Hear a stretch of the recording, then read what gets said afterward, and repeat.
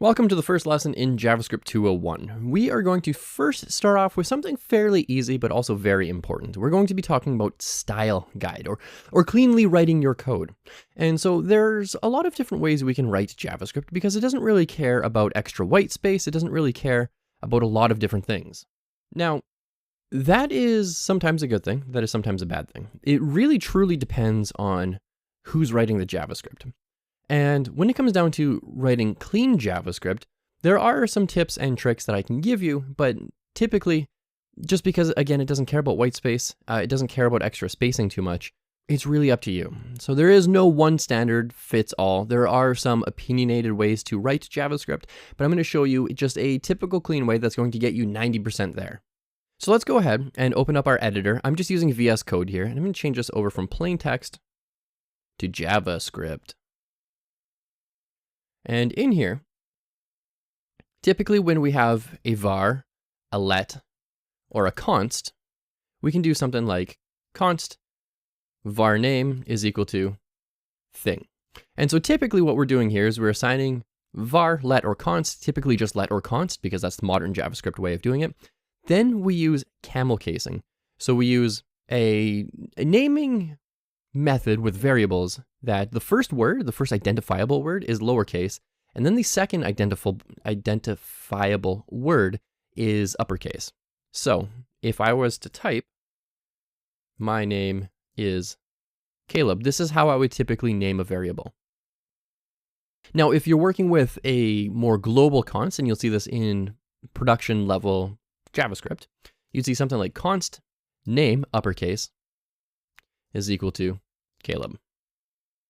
Typically, we still use semicolons, although sometimes we don't. Sometimes we use a transpiler or a compiler to automatically add semicolons for us, but it doesn't hurt to have it in there. So a const like this, because we know that a const is a constant, it's not ever changed, that means we can put it in uppercase. And so down the road, we can say something like console.log name. And we know that this is going to be a constant just because it's all uppercase. But if we saw console.log, my name is Caleb, we would know that this is a variable. Now moving on, we have conditionals. There's a few different ways to do this. Some people like spaces, some people don't like spaces. Typically we do if brackets, something is equal to something else. So we're comparing a variable to a hard-coded value, or we're comparing a variable to another variable, brackets, and then we have our code in here. And this is typically how we write our code. So you'll see some people do like this, and then they'll have it all sort of on one line. That's not going to work with a code comment. Like this just looks really, really poor. It's hard to read. You want your code to be nice and legible, nice and readable.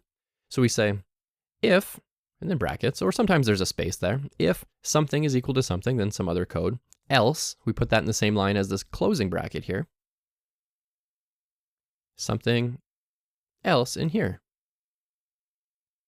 Now, when it comes down to functions, functions are very, very similar. We do something like function, the name of the function. We use same type of variable casing here. So we use camel casing, the function, parameter 1, parameter 2, and it looks the exact same. And so then we put our code in here. And so we have keyword, the function name, parameters with a nice little space in there, and then opening and closing curly braces with our code inside. And then we can put if statements, we can put consts in there, we can do all sorts of things. And so again, I see a lot of people writing code like this. And you know, if you only have a one-line function, this is probably okay. But if you have multi-line functions, you know, feel free to use extra space. So for instance, coming back to the top here, I've seen people do this. Const my name is Caleb is equal to thing. Const name is equal to Caleb. I've seen this before. You don't want that. And actually, because this first one here is actually not a constant, we're going to use let. But I've seen people use multiple assignment operators like this in one line, and there's a better way to do it. And honestly, just use a little extra space, but keep it nice and close together.